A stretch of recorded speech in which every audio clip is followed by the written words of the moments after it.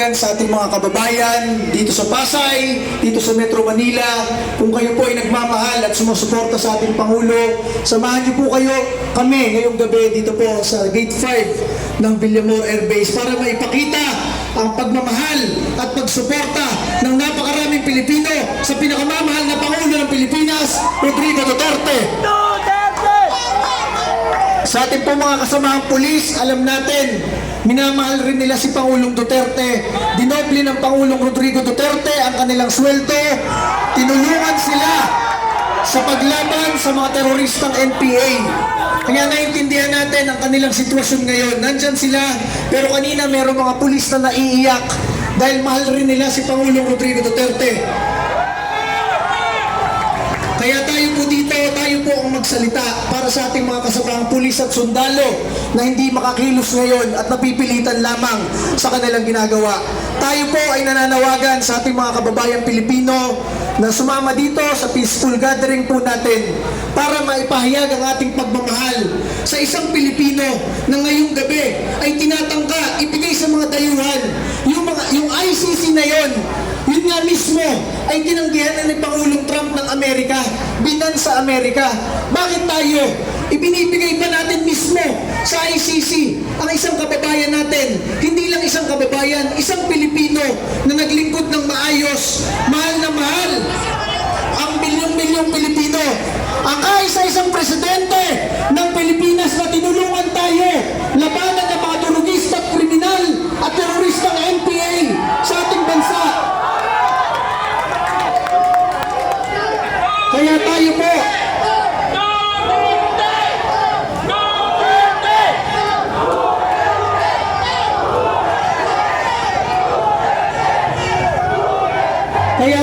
ay nananawagan sa mas marami nating kababayang Pilipino.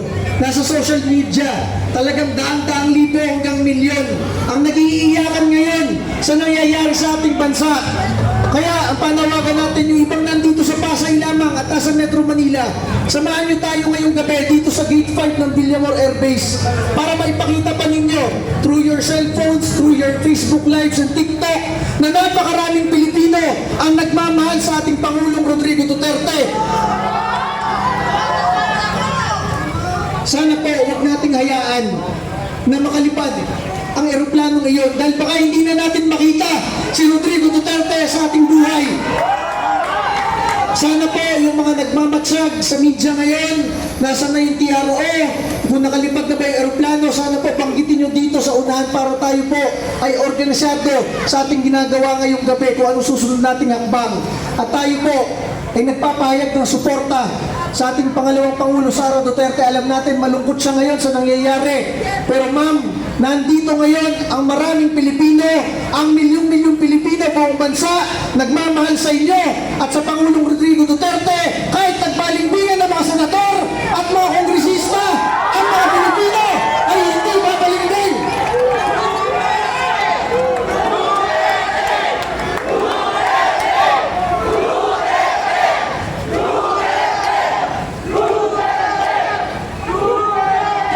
Panghuli na lamang, napakaraming nagme-mensahe sa ating kanina.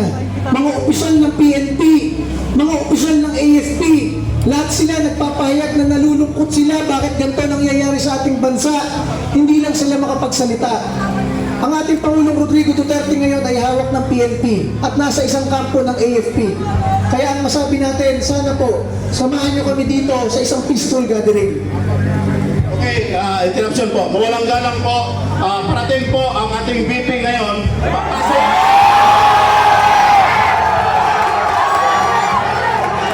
Makinig mo na. Papasok po siya sa my gate. Anong? Hindi siya pinapasok sa gate 1 para dalawin ang kanyang ama. O ano ba ang mayroon na hustisya ngayon? Para tingnan niya ang kalagayan ng kanyang ama. Parating siya ngayon dito, antayin natin, abangan natin. Yung wire po, wire. Huwag apakan ng wire po, please. Po, hanggat maaari po, huwag tayong umuwi. Suportahan natin ang Duterte. Suportahan natin para hindi matuloy ang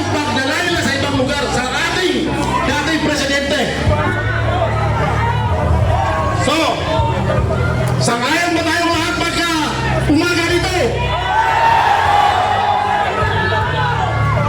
Okay. Sigaw natin. Walang uwian! Walang uwian! Walang uwian! Walang uwian!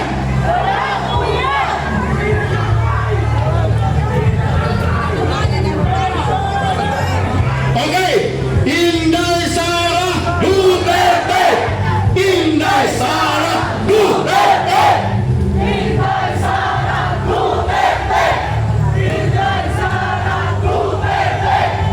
Okay, kung meron ba gusto magsasalita, kayo po ay welcome. Apo, kapatid.